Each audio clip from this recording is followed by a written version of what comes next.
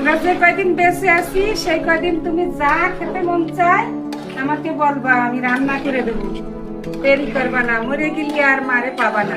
মাত্র একটি শব্দ মা, এই একটি শব্দে লুকিয়ে আছে আমাদের মানসিক শান্তি, নির্ভরতার শেষ ঠিকানা আর জীবনের সবচেয়ে নিরাপদ ছায়া। সম্প্রতি সামাজিক যোগাযোগ মাধ্যমে ভাইরাল হওয়া এই ছোট ভিডিও যেন নতুন করে কাঁপিয়ে দিয়েছে লাখ লাখ মানুষের বুক। ভিডিওতে এক মা সাদামাটা কণ্ঠে বলছেন, তোমার যখন ইচ্ছে হবে বাড়ি এসে আমার হাতের রান্না খেয়ে যাবে। আমরা যতদিন বেঁচে আছি তোমার সব ইচ্ছে পূরণ করে নাও, মরে গেলে কিন্তু আর পাবে না।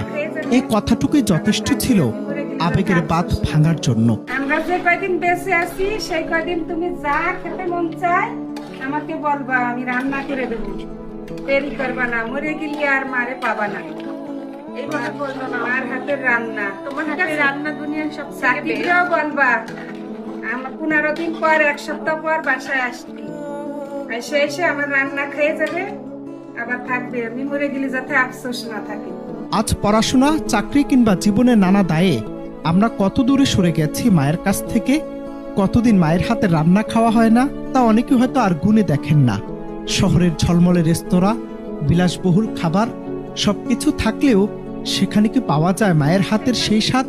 ভাইরাল এই ভিডিও যেন সেই প্রশ্নটাই সবার সামনে এনে দাঁড় করিয়েছে। ভাতের সঙ্গে মেশানো ভালোবাসা স্বাদ কি কখনো বাজারে কেনা যায়?